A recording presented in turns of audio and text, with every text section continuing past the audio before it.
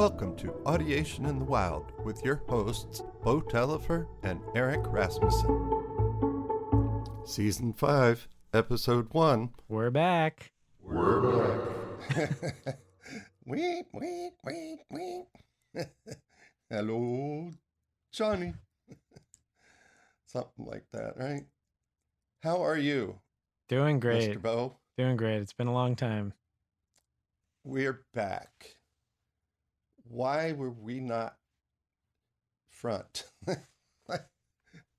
We were gone a long time. We haven't posted in over a year on an episode. I've got some episodes that I think are worth posting, but after 3 years, we took a break.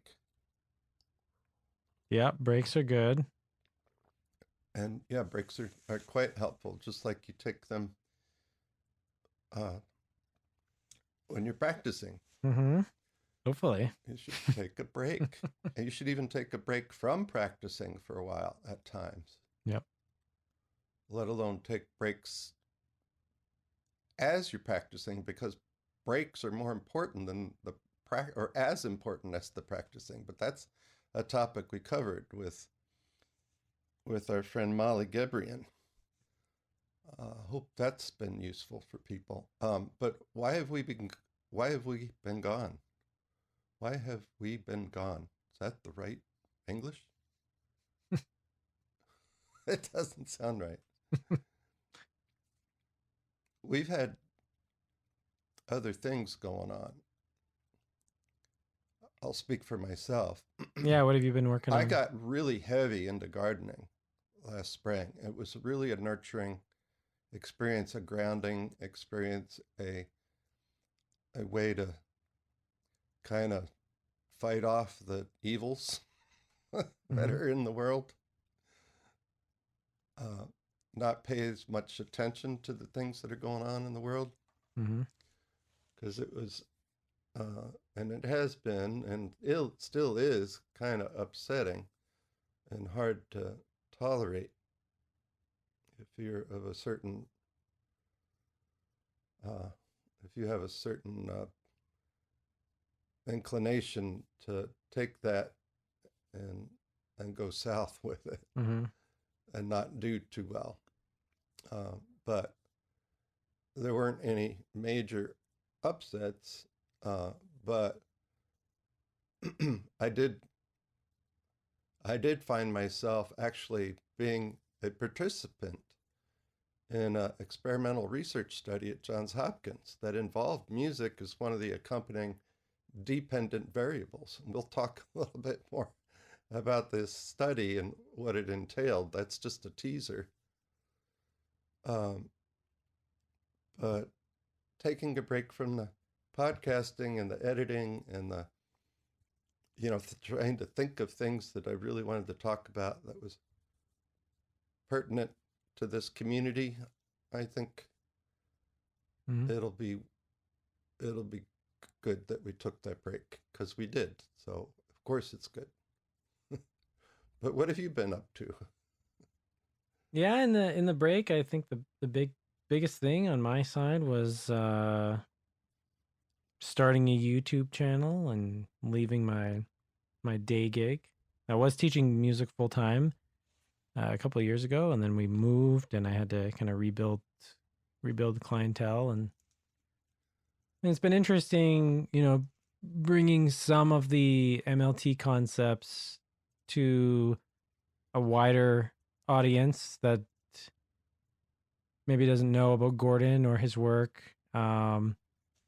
Is more geared towards adults. So that's been an interesting experience, educating people of different levels to try to use Gordon's ideas and some of Eric's ideas and my own ideas that are, I think, in the same sandbox in a very practical way. That's been the biggest thing that's been going on my side so far, which the MLT community might appreciate. What's your YouTube channel? What's it called? Just my name, Beau Tellifer Music. But one thing I wanted to mention, which I think is descriptive of a bigger issue in music education, the video that I currently have the most views on, and the video that was the catalyst for me quitting my job, it's sitting at just shy of 100,000 views now, 92,000 views, and there's no other Wow. videos on the channel that have anything close to that. The title of the video, Why Counting Rhythms Doesn't Teach Rhythm. So it's really the only one with almost like Clickbait. maybe even more rage baity for some people, because there were some people in the comments. It has a lot of comments. There's almost 800 comments on that video, which half are probably mine because I responded to like everybody. But a lot of people are resistant to that idea, which I think but to be fair, there's a lot of people that didn't know anything about MLT who seem to be having their experiences validated. And in the video, I'm literally reading out of learning sequences and music in the beginning of the video, and just talking about meter and what meter is, and the three components that. Cool. We should definitely make the response to that a topic, not just not just the topic itself. We should get into again and give everybody who listens to us a firmer foundation on why that's the milieu. That's the case. Yeah. And that's kind of what's been on my mind, is to see how, the more general music education population responds to some of these ideas. Because I think a lot of people are very receptive to what MLT has to offer. And I consider myself, part of this tradition. Maybe more, we've used this distinction, lowercase versus capital MLT, which is, is what it is. But I do feel more aligned with whatever we're calling lowercase, which I think lowercase MLT in my cloud of definition is something like taking what Gordon taught and experimenting with it and trying to figure out, what works and what should be part of this that he didn't put in the canon, right? And I think that's Eric's career has been doing that, and I feel the same. Or expansions, or developments of. One of the last things he wanted to do was codify everything, into a teaching method. He thought that the teacher should just know music learning theory and go teach. But people needed the hand-holding because it was a lot, and it was a lot for me to, to get put into practice. It is a lot for people. And, I have some students right now who are people that are very smart. They're adult musicians, good audiators. And some of these people understand how MLT works, I would say, decently well for someone in the lay population. It's kind of impressive, to get up.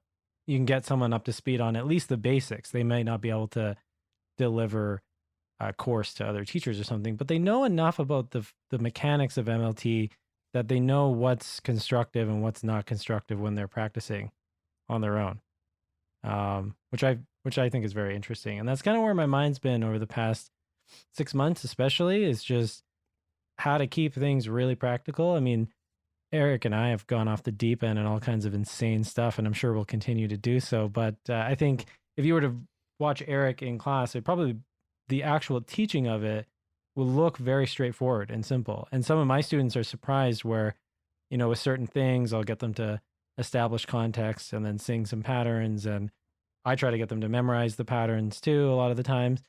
And then they look at me and they're like, well, is that it? I'm like, yeah, that's air quote it, but you probably wouldn't have got there on your own if left to your own devices, right? So the application of this stuff, whether you're working on repertoire or and some kind of learning sequence activity, it can seem very simple when you're doing it right, which I think is probably a good sign. But that's been on my mind lately, just how to keep this stuff very practical and meet the student where they're at, so that they have the tools to engage with music and learn to audiate better. And yeah, it's been very cool to do. Yeah, so it's been a year that I've been developing harmonic learning sequence in the classroom. I've got incremental changes, in some areas and some things that have opened up. I've got a preponderance of my 2-year-olds, 2.5, I'll say, singing in tune, Mm-hmm. where I don't think I would expect that till 3 years old. And I'd like to have a study of these musical behaviors and at what age people expect, Mm. the majority of your students, or let's say a fair number of your students, say 30%. When do you expect them to sing in tune? Because that's easier for them than having rhythm Mm. get them out of their rhythm babble. But rhythm is still more fundamental, but it's how you understand it is more related to their movement. Mm-hmm. And so coordination becomes a major factor in how early kids, but I get Yep. kids at least imitating triple meter again by 2 pretty consistently. But some of this is like, I now have count onable results versus, hey, that happened before. So that tells me I should go after it. Mm-hmm. Because why should I not teach what the children can ultimately do? If I don't give them the chance, I don't know if they can do it. So anyway, I've learned again for another whole year of learning from the children, and I got crazy things happening. I got 3-year-olds singing in parts or in 2 parts, Mm-hmm. right? So I'll sing the root melody and they'll hold on to the melody, or I'll sing the melody and they'll hold on to the root melodies. Yeah. They're Yeah. yes, yes, yes, yes, no, yes, yes, yes, yes, yes, no, yes, and enough of them will keep doing that, and so I'll just sing whatever else. Yeah. And I've That's got wild. these button techniques where I get my keyboard out, press the button, and every time I press the button, it plays the same thing. Mm-hmm. And then I change the number of the button, and I say, "Is that gonna fit with that song?" No, it's like discriminating. Um, it, it makes it easier for them to discriminate among forms that just use tonic and dominant. Mm-hmm. Mm-hmm. Which is So that's something that's more countable now than used to be kind of random or haphazard, like that kids could. But I could play mm. just the boom chicks, just just the harmonic. Let's say this properly: the harmonic progression in rhythm, right? So the harmonic rhythm and the chord progression in harmonic in its proper harmonic rhythm, and I got kids that'll tell me what songs that fit to that without hearing a melody. So it's funny you mentioned this earlier off air, and I've been having people work on 1/5 songs, tonic and dominant, and songs with 1/4 and 5. And I've noticed the same thing, because if you develop a repertoire of these songs, there are many songs, especially 1/5, that have the exact same harmonic progression. And Mm-hmm. that is something that seems, I'm not working with kids as young as you, but adults even start realizing that too. And I would say this is something this is something that's been on my mind recently, but it's also steeped from talking to Eric. If you look at Eric's book, it's so logically sequenced in terms of the repertoire is really well thought out and how that coincides with how he's teaching harmony. And I would say that that's something that's been, I don't know, incubating in my mind over the past year. Well, it's been a long time, but it's been a year, and more recently, I've seen students, and I was telling Eric about this off air. If you don't work on the repertoire, really weird things happen. And I think one of weird things in the sense that if you just sing tonal patterns or just quiz people, is this tonic or dominant, something doesn't come together properly. And I think there are solid reasons for that in this. And one of them is that people don't learn harmonic form properly. So if you don't use actual songs, 1, 1, 1, 1, 5, 1, right? That part of the learning becomes starved. And Eric, I mean, you've been playing jazz forever. There's obviously many reasons that block people from improvising coherently over Well, form jazz tunes. is the hardest But thing. form is the one. And I've had a few conversations with people over the past week or two where people aren't working on tunes. And, I almost say, well, what's your big picture here? You want to improvise, you want to audiate better. At some point, if we don't do this stuff in the vehicle of a song, it's going to be very difficult to learn the real thing. And I think, and it made me reflect on Eric's curriculum in the sense that, I know Eric does tonal patterns and stuff like that, and I do too. But this harmonic learning stuff is so pivotal to audiating harmony and therefore, even doing tonal patterns better and faster at a younger age. But I think one of the reasons that Eric's curriculum works so well is that the tunes are so well thought out and sequenced themselves.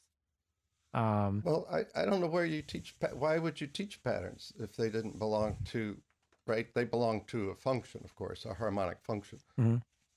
But, right, unless they're melodic patterns or whatever.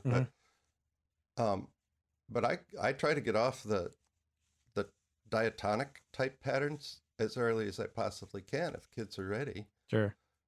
In fact, we've broken into these creative where the kids are just going ah, and so he's going ah, and somebody else is singing, and so I just start hammering out a chord to go with them, and then I'll change the chord, and they'll change. It's the greatest thing, and they're freaking 2-year-olds. It's like they're right on the edge of turning 3 in the next few months or something. Sure. And these kids are just just kind of yelling, screaming, but they're sustained and they're singing tones. It's not their sweet, head voice at all, but it's hilarious. So if you're teaching these tones, but you're relating those tones to the harmonic function, and those harmonic functions relate to what? You got to have a context, and that means you got to have a tune. You got to have a melody that goes with. Yeah, and I think I don't know why you wouldn't want to learn the context. Yeah. Like you got to have the first whole, don't you? Exactly. And then the parts. Yeah. And then the second whole. I mean, it's just. Well, and this is what's really surprised me. Yeah, and this is what's really surprised me because I've always done the same thing. Supplied people with repertoire that's going to have the same harmony. The harmony is sequenced in the sense of the repertoire they're getting has the harmonic functions I want them to be focusing on. But as I've been teaching more adults from, that find me from a non-MLT background and just want to do ear training, which they mean like harmonic ear training, I've been surprised how many people are actually resistant to working on songs. They just want to sing. They just want to sing patterns or chords or intervals, and it's kind of interesting to me because when you get people that are resistant to doing it, it's very easy to see, well, this group of 5 students is just going nuts with harmony since they've been with me, and this other group who's not working on actual repertoire, they're really struggling to audiate the harmony in the same way. And I think that harmonic form is one of those really big deficits that can this lack of being aware of the form can sink in. Yeah. Which is and I think I would have agreed with that a year or 2 years ago, but I think right now the conviction of that is much more strong, and just seeing that dynamic is much more clear. Even with people that are, it doesn't even matter the repertoire, whether someone's working on tonic and dominant, or I have a bunch of people working on Misty right now. Same problem, I love that. Errol Garner, thank God for him. Yeah. I love the man. Yeah. I love how stupid he is about anything. Yeah. He just doesn't know any theory at all. Nothing. He doesn't know what key's in. Which is pretty disturbing if you listen. And yet every pianist of his generation would go, that guy is the beast. Yeah. I went to, yesterday actually, I went to this National Museum in Canada. It's a music museum, and they have this Oscar Peterson exhibit, which was unreal. They had Oscar Peterson's home studio, like his real home studio equipment on display. It was pretty unreal to see, but very inspiring. Yeah, yeah. So we're using this episode as a quick teaser into the season, into the year, into the next um, chapter of audiation in the wild. Mm. And there's a lot of good that's going to be coming up. I'm sure we'll go back over topics. We certainly want to address any topics that the audience has. Please always send us email. Teach music to kids at gmail.com. And Beau Talifer, you're a Beau something Talifer. You got a middle initial J. No, mine is, so if you want to email me, you can email me at info@beautalifer.ca. .Canada. .Canada. Yeah. Blame Canada. I gotta make that really clear to everyone now. Is that South Park? There were some great South Park episodes where they Brian Boitano. What would Brian Boitano do versus Jesus? Blasphemous stuff from years ago. Oh yeah. Man, that would be the 90s, late 90s. Yep. Early 2000s, somewhere in there. Well, the Olympics are back on, so that's good. We can root for each other's team. U.S. hockey versus Canada. Yeah, with Russia gone, I mean, it's probably going to be U.S. versus Canada in the end. Yeah, so both the Canadian and American teams look like fantasy hockey teams. Yeah. So I got a call from New England chapter of Gordon Institute for Music Learning, GIML, GIML, Gordon Institute for Music Learning. If you haven't been on giml.org, you got to go there. But the Northeast chapter, or the New England chapter, I think it's New England, not Northeast, asking for a 3-hour session on how I fit in with Gordon, or how what I do is Gordon-esque, if not capital or low versus capital MLT, lowbrow MLT, low cowboy MLT, cowboy maverick MLT. Yeah. But I'll be doing that on a Sunday in March. I think it's March 20 something. But you'll hear about it. And then what about your own episodes? And then I've got 2 your own course, harmonic learning sequence courses that are at teachmusictokids.com. Teachmusictokids.com. One in April, and one before that in March. It'll be a Tuesday afternoon Eastern, or April is a Friday at noon time Eastern time. So maybe I can catch some Europeans out that way. It'll be difficult again for the poor Aussies like that, but I'm willing to take you on individually. And the other thing I've been preparing is I've spent just since the end of summer, the very end of August, middle of August, end of August, I started developing an app all by myself, just me and some AI guy. And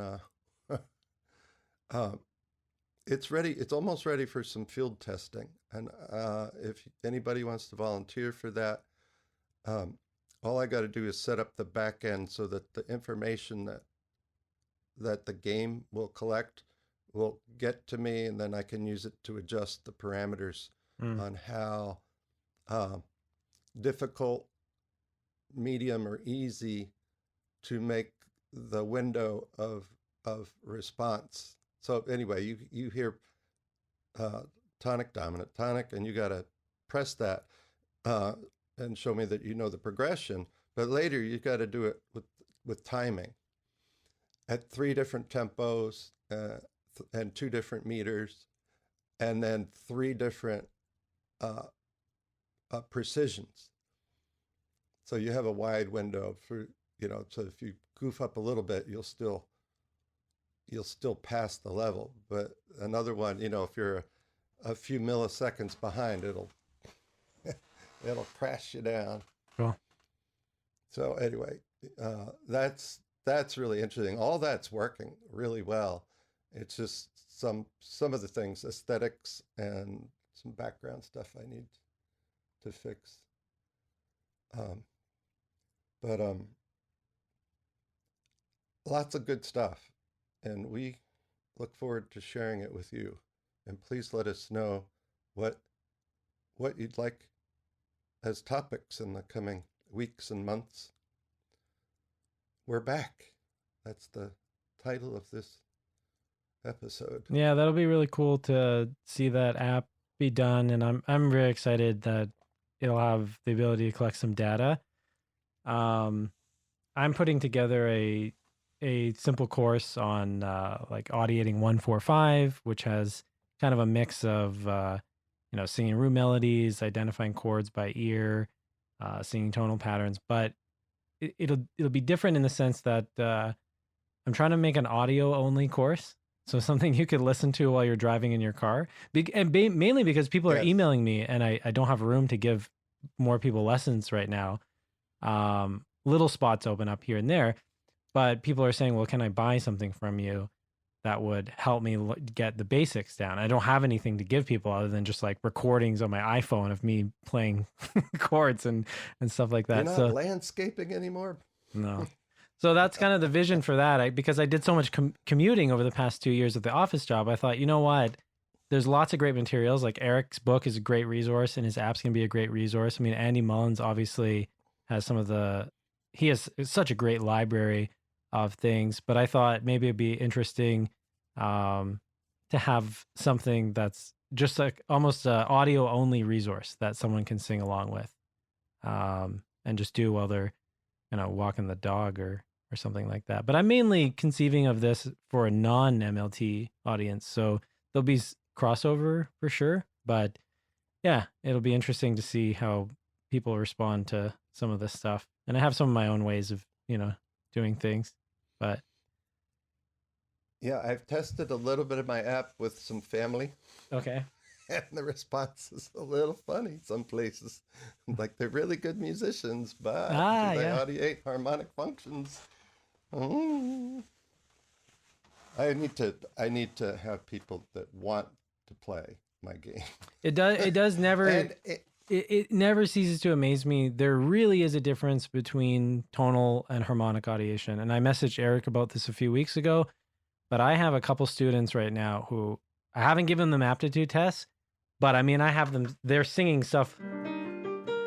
They'll sing this back to me after one listen, just bang in tune. But then I'll play simple harmonic progressions, and sometimes they'll get the 4-chord mixed up with the 5-chord.